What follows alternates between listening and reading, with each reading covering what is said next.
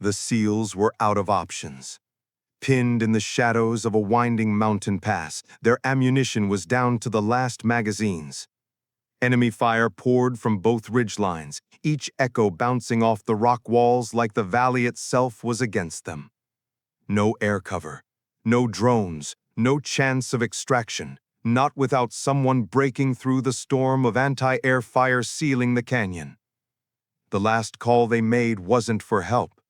It was for silence. Then, somewhere above the snow-dusted peaks, a sound cut through the wind, sharp, fast, and impossibly low. It wasn't the slow, heavy roar of a gunship. This was different, a slicing scream of afterburners tearing into thin air. Someone on the SEAL team looked up and froze. That's an F-16. It dropped out of the cloud cover like a hawk diving for prey, silver gray and defiant, banking so low it almost kissed the rock face. And in that instant, the SEALs knew whoever was flying it wasn't here to follow orders. You're watching The Storyscape, where the impossible isn't just imagined, it's flown. Here we tell the stories the textbooks leave out. Pilots who gamble their wings, warriors who step into places maps call no man's land. Moments where survival depends not on the plan, but on the one person willing to break it.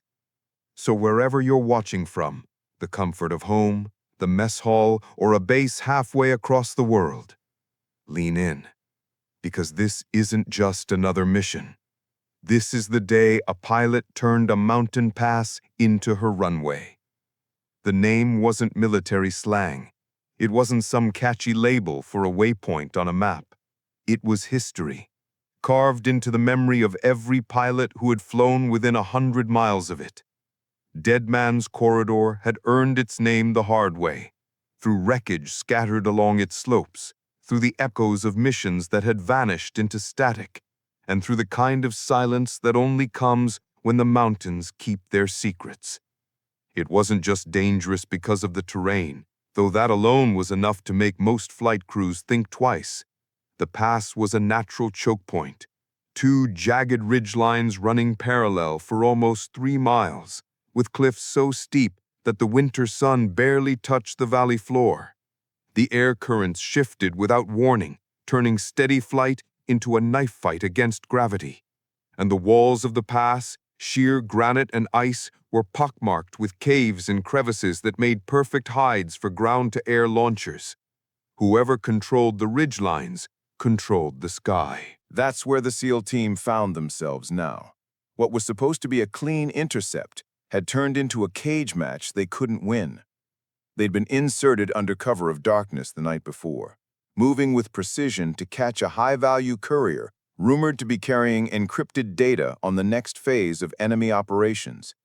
Intel said the route was lightly guarded. In reality, it was a hornet's nest. Somewhere in those cliffs, someone had been waiting for them. Not a scattered patrol or a handful of scouts, but a fully dug-in force armed with heavy weapons, their positions invisible to both drone passes and satellite imaging. The first contact came before sunrise, in the icy gray half-light where shapes blend with shadows. Muzzle flashes lit the ridges like camera shutters. The SEALs responded in kind, their initial counterattack sharp and precise. But the enemy didn't break. If anything, they tightened the noose. By the time Commander Hayes called for air support, the pass was already alive with tracer fire, and the only exit points were under constant bombardment. 2 drones arrived first, quick, agile, low profile. Both were gone in minutes. The first was ripped apart by a direct hit from a shoulder-fired missile launched from a cave barely big enough for a man to stand in. The second vanished in a flash of white static as its feed cut out mid-burst. Command had seen enough. They called off additional air assets, citing the kill zone as too hot. In their words, not worth the risk. For the SEALs on the ground, those words landed heavier than any shell. They meant they were on their own. Pinned between boulders, the team shifted positions only when absolutely necessary, always in twos, always covering each other. Ammunition was down to the last few magazines. Their comms were still up, but the longer they broadcast, the more they risked being triangulated. Hayes ordered radio silence except for critical updates. Morale didn't collapse. These were SEALs, after all. But even the toughest soldier can read the writing on the wall. Every second they stayed here, their chances of walking out dropped. The snow made it worse. A thin curtain of white had begun to fall hours earlier, and now it thickened into a haze that swallowed the ridgelines and blurred distance. Visibility for the shooters was just as bad, but in a fight like this, it favored the defenders. They knew the terrain. They could fire blind and still control the angles. The SEALs had no such luxury. Every shot they took had to count. Hayes had been in enough tight spots to recognize when a fight was unwinnable. But abandoning the mission wasn't an option, not with that courier still out there, somewhere in the pass, possibly moving closer to enemy territory with each passing minute. They could try to push through on foot. The open stretches between rock cover would be suicide under the current conditions. They could try to retreat. The only exit point was in worse shape than the route ahead. It was, in every sense, a perfect trap. An hour passed, then another. The enemy's fire pattern shifted, not enough to signal retreat, but enough to remind them that the clock was still ticking. Hayes checked his watch, then the faces of his men. No panic, no fear, just that quiet, grim understanding that comes with experience. They'd hold until they couldn't, and then they'd make their last move count. The last call Hayes made wasn't for backup. It was for silence. They all knew why. No one wanted to waste their last words on the sound of an unanswered radio. And then just as the wind hit a low, whistling pitch between the cliffs, something else joined it.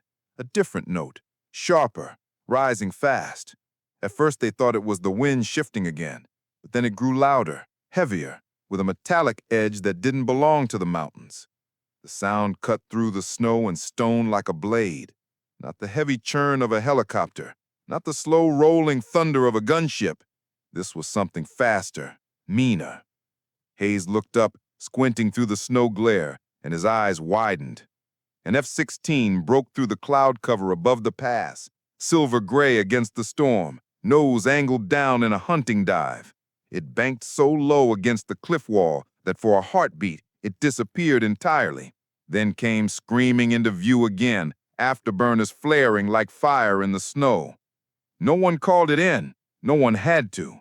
They all knew whoever was flying that jet wasn't here to follow orders. Her name wasn't on the mission roster. It wasn't in the standby rotation either. In fact, according to official records, Major Tessa Rourke was grounded, medical evaluation pending, the kind of bureaucratic limbo that meant she was supposed to be anywhere but in the cockpit of a fully armed F-16 barreling toward Dead Man's Corridor. But Tessa had never been much for waiting. She'd heard the SEAL team's last transmission over a secure channel in the ready room. Not a call for help, not a request for coordinates, just the clipped report of their situation, followed by a dead line. For most pilots, that would have been the end of it. The pass was a known coffin for airframes. It chewed up drones and made mockery of gunships. The standing order was simple: don't enter. Command wasn't about to lose a multi-million-dollar jet and its pilot to the mountains. Tessa didn't ask permission. She didn't even take the time to file a flight plan. She walked straight past the duty officer, slid her helmet under her arm, and told the ground crew to fuel and arm her jet. Full loadout, no questions. The crew chief glanced at the status board. "You're not on the—" "I'm on now," she said, already climbing the ladder. They called her Falcon Witch for a reason. She could make the F-16 do things that looked like sleight of hand, maneuvers that other pilots swore were impossible until they saw the HUD footage. She flew low enough to scrape paint off her wingtips, high enough to disappear in radar shadows, and she had an uncanny sense for where a threat would appear before it did. This wasn't bravado. It was survival instinct sharpened over years of deployments, from desert strike runs to midnight intercepts over hostile waters. She didn't break rules because she liked chaos. She broke them because she knew how to survive it. As the canopy lowered and sealed with a hiss, the world outside her cockpit narrowed to the familiar frame of glass steel, and digital readouts.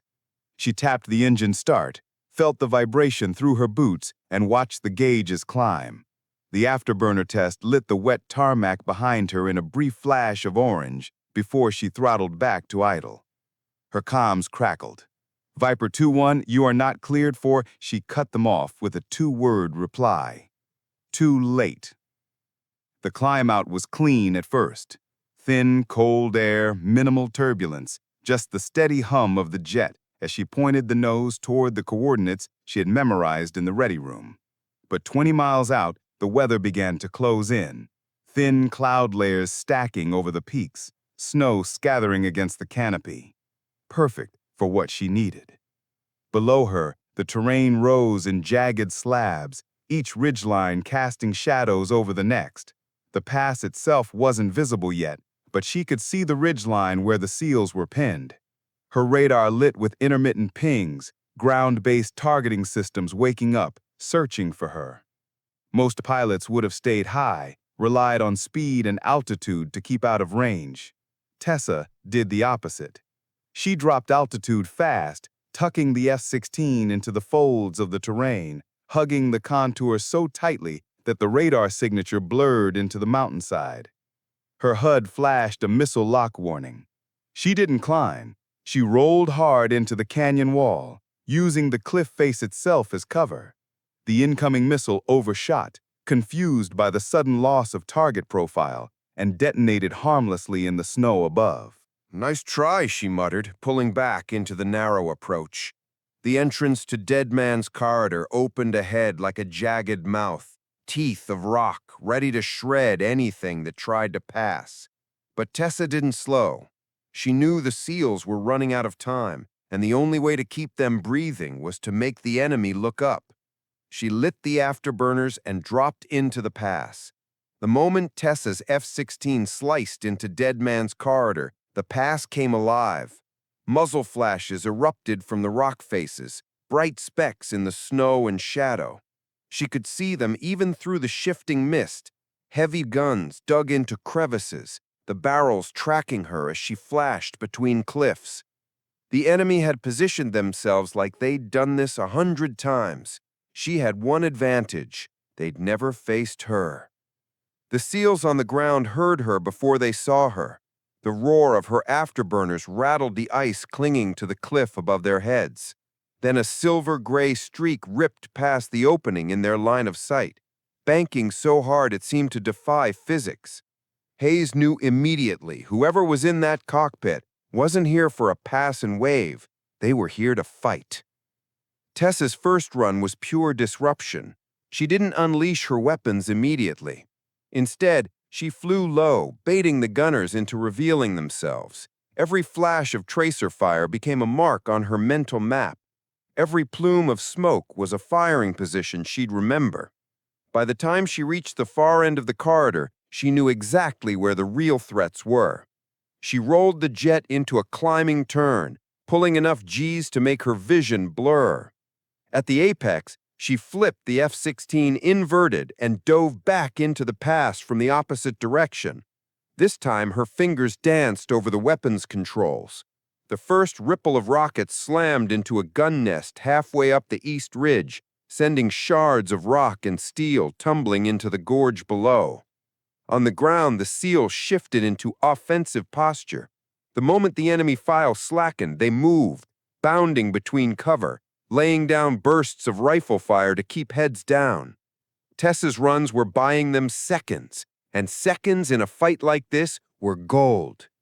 The enemy adapted fast. New missile locks lit up her threat display. Tessa kicked the rudder, sending the F-16 into a side slip that hugged the cliff wall so tightly the wingtips blurred against the rock. Two missiles launched almost simultaneously, their smoke trails curling through the thin air. She snapped into a climbing corkscrew, forcing the missiles to overshoot, then dropped back down into the corridor before they could reacquire. Her comms crackled with a voice she recognized instantly. "Falcon Witch, is that you?" "Hayes." She almost smiled. "Thought you could use a little noise." "Copy that. We'll keep them busy down here. You just keep making it rain." She did. The next pass was surgical. Her cannon roared, the sound amplified by the canyon walls into something primal, each burst chewing through fortified positions. Grenade flashes and secondary explosions rippled across both ridges as enemy stores ignited.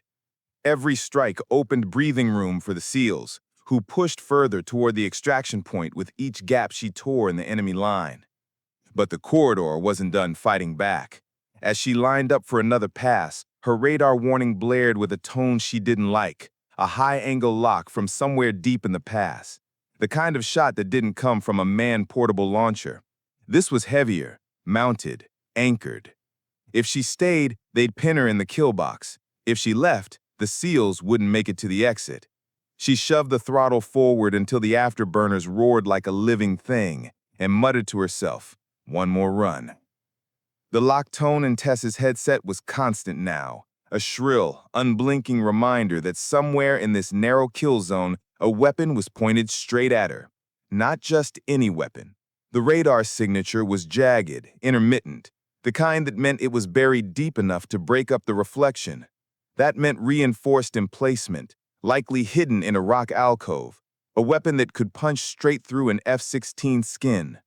Most pilots would have climbed out, broken contact, and called in a strike package with the right munitions. But most pilots didn't get call signs like Falcon Witch.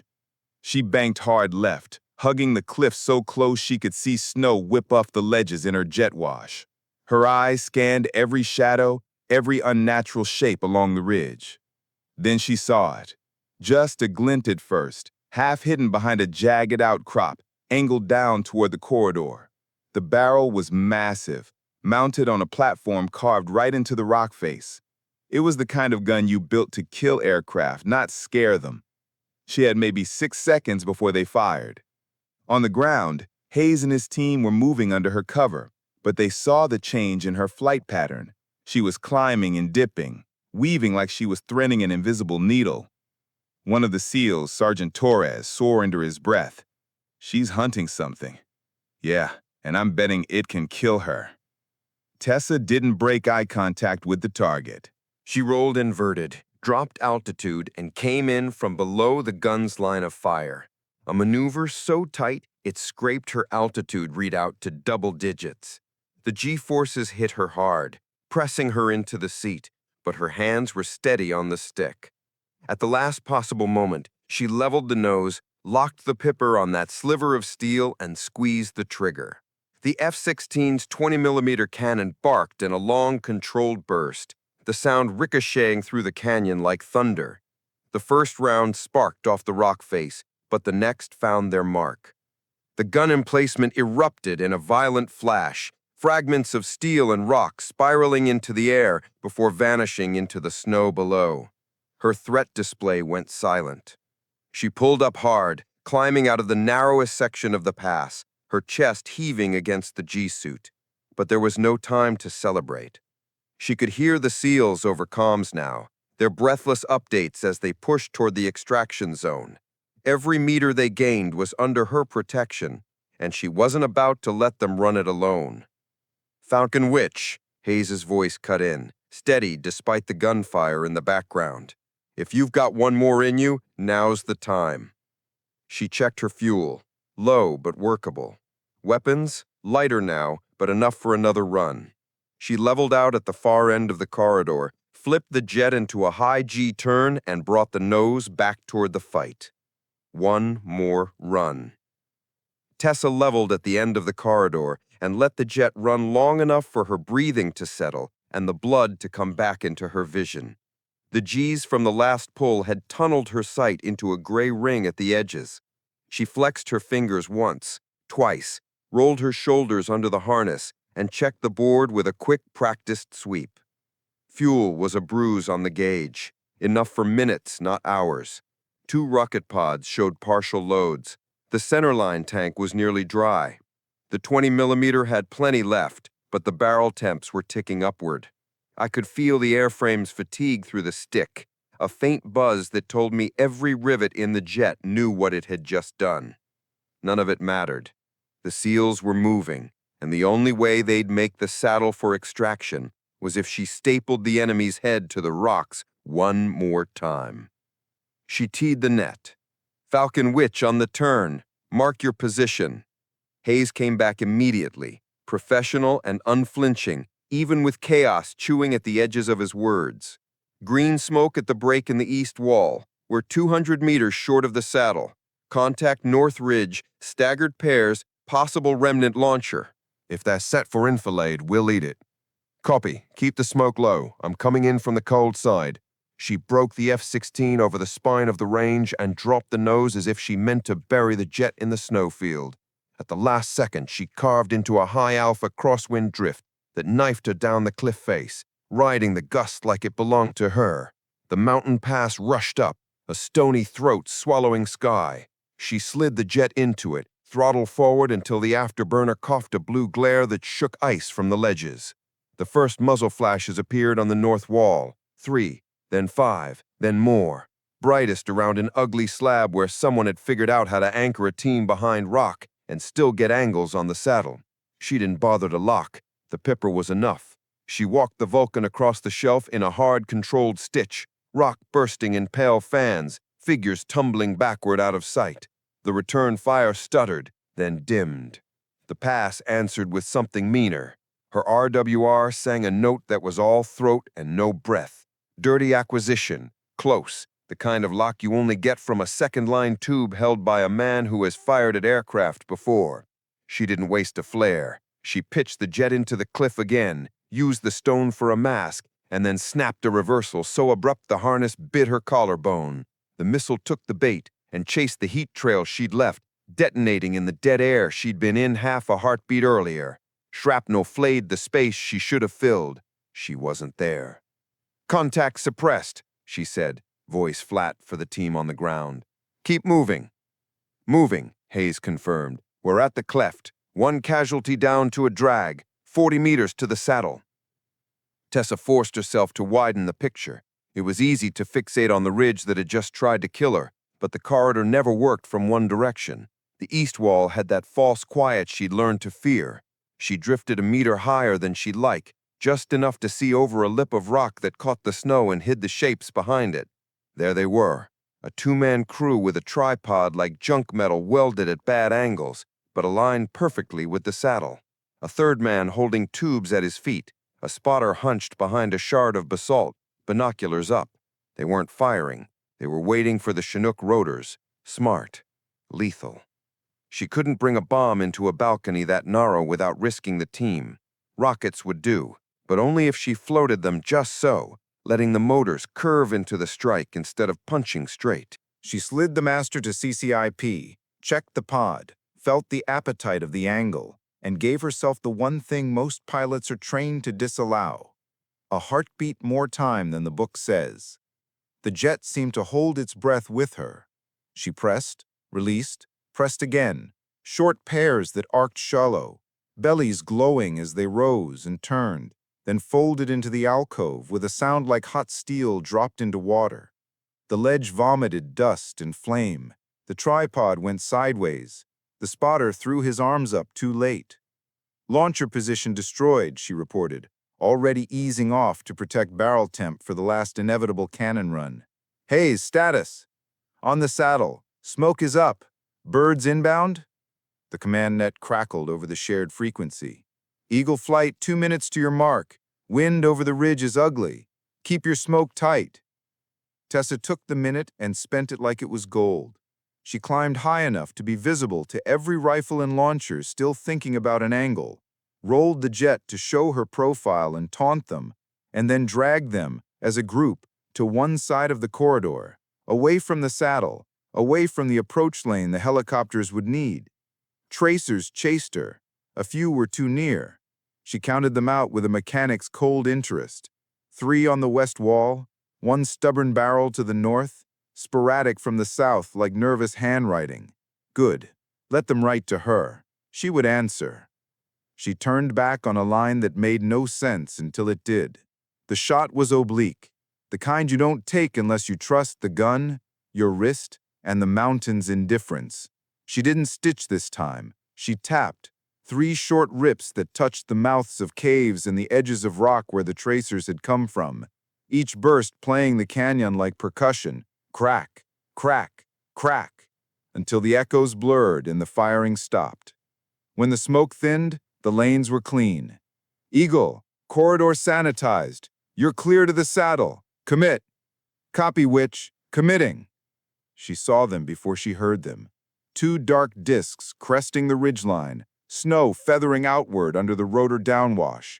The lead helicopter slid its nose toward the saddle, big and heavy for this thin air, but alive in a way only a machine flown by stubborn people can be. The trail bird hung back a second to watch the angles, then followed.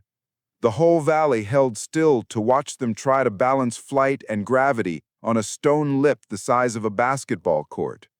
Tessa put the F-16 between the guns and the rotors. It wasn't elegant. It wasn't doctrine. She dragged a straight line down the pass, daring anything that wanted a piece of the helicopters to take a shot at her instead. Something did. An ugly last-ditch launch from the southern shadow. She saw the smoke first, then the needle of heat. This time she could not mask. She had to eat its attention. She punched flares in a staccato that painted the corridor with falling stars and then knifed the jet sideways into a skid the F-16 manuals never admit is possible. The missile drifted to the decoy, fell in love with the brighter sun, and died in its arms. Eagle 1 on the ground, the helicopter pilot called, strain obvious, voice held between clenched teeth and training. Loading, 30 seconds. 30 seconds is a lifetime in a place like this. It is also nothing at all. Tessa needed to buy both. She looked for anything left with the barrel and found only the small, angry fires of positions she'd already ruined. She could have taken a victory lap. Instead, she lowered again, until the frost on her canopy hissed, and she wrote a line of cannon fire across a wall that didn't need it, simply to remind every man under it that the sky had chosen a side. Eagle 1 lifting, came the call. Eagle 2 on the pad. Hayes cut in, breathing hard. Falcon Witch, we're loaded. Second bird picking up last team. We've got 1 stretcher inbound. 10 seconds. 10 seconds is yours, she said. She felt the jet's complaint run up her forearms. Metal had a language. Old airframes speak in vibration and pitch, and a change you only know if you've taken them to places they were not designed to go. The F-16 wanted to be done. She asked it for 1 more straight, 1 more clean barrel, 1 more exhale. It gave it to her. The second helicopter skids kissed rock and rose with weight. The saddle erupted in snow and smoke. Hayes's voice came once, clipped, finished. We're off. We are off. Thank you. She didn't answer. She watched them tip over the ridge and let herself believe, for a single heartbeat, that gravity wouldn't change its mind. When they cleared, she finally climbed, slowly at first, then harder as the valley loosened its hands. The corridor tried one last time to make her a liar of her. A lone rifleman, either brave or broken by the sight of it all, popped up on a ledge with a tube on his shoulder. She didn't bother with flares. She didn't need to be delicate. She rolled the jet onto its side and poured the last of the Vulcan's patience into the ledge until there was no ledge. The tube fell, then the man, then the idea that the canyon still had a say. Eagle flight clear of terrain, the helicopter lead called, relief warming the words. RTB with 12 souls. Witch, you with us? Still here, she said, finally letting the throttle come back, finally letting the jet breathe something that wasn't knives. I'll trail you to the ridge and then find my own way home. Copy that. Drinks on us if anyone ever lets us buy you one. The comms went quiet in the good way, the way that means the only sounds left are machines doing what they were built for, and a mountain remembering. Tessa angled the nose toward friendlier air and watched the pass fall behind her in shrinking geometry, the crooked jaw of stone, the pale scars where she'd carved answers into it, the black threads of smoke unwinding in the wind. Her fuel light chimed, polite and insistent. She turned the warning off and smiled under the mask. The jet had carried her this far. It would carry her one airfield farther. After that, the arguments and the paperwork and the rooms with bad lighting and calm voices would come. They always did. Let them. Behind her, Dead Man's Corridor lay quiet for the first time in a long time, not because there was no one left to fight in it, but because something older than doctrine had been understood again. There are rules in the air, and one of them is simple. When a pilot decides the ground does not get a vote, the sky will help. She eased the F-16 toward the egress route and watched two dark specks, the helicopters, slide west, heavy with lives that had nearly been memories. The jet's skin thrummed under her hands. She patted the glare shield once, a pilot's thanks. "Good girl," she said, and meant it. Then she pointed the nose at home and left the mountain to count its losses. The airbase was quiet when she arrived, the kind of quiet that meant people knew something had happened but weren't sure yet whether to cheer or brace for bad news. Tessa taxied the F-16 onto the apron, canopy still sealed, letting the engine's whine settle into a low idle before shutting it down. She sat there for a moment longer than she needed to, her gloved hands resting on the throttle and stick, the heat of the mission still in her bones. The ladder clanged against the fuselage, and the crew chief appeared, helmet under his arm, eyes flicking over the scorched paint along the belly and the shrapnel pits near the wing roots. "You went somewhere you weren't supposed to," he said flatly. She didn't answer. She just unstrapped, dropped to the tarmac, and handed him her helmet. He caught it like it weighed more than it should. A pair of officers were waiting just outside the hangar. One was the operations commander, stiff-backed, with the look of someone who had been rehearsing a reprimand all afternoon. The other was a man in civilian clothes, with a file tucked under his arm and eyes that didn't miss much. Neither of them spoke until she closed the distance. "You violated direct orders," the commander said. "You launched without clearance, burned unauthorized munitions, and entered restricted airspace. On any other day, this would be a grounding offense." Tessa met his gaze, calm, unblinking. "And on this day?"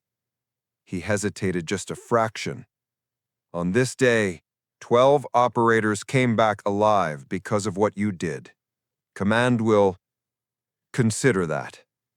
The man in civilian clothes stepped forward. "Major Rourke, the SEAL team leader, Commander Hayes, has already filed his after-action report. It's detailed." He topped the folder lightly. "Your name comes up 17 times, always in the same context. Decisive action under extreme risk." Tessa allowed herself the smallest of smiles. "Then I guess I did my job." The civilian studied her for a moment. "You did more than that, but you've also put yourself in a position where certain people will want to make an example out of you. That corridor you flew into, it's been on the no-fly list for years for a reason. Some in the chain of command are going to call this reckless. Others will call it necessary. Which side wins depends on what happens next."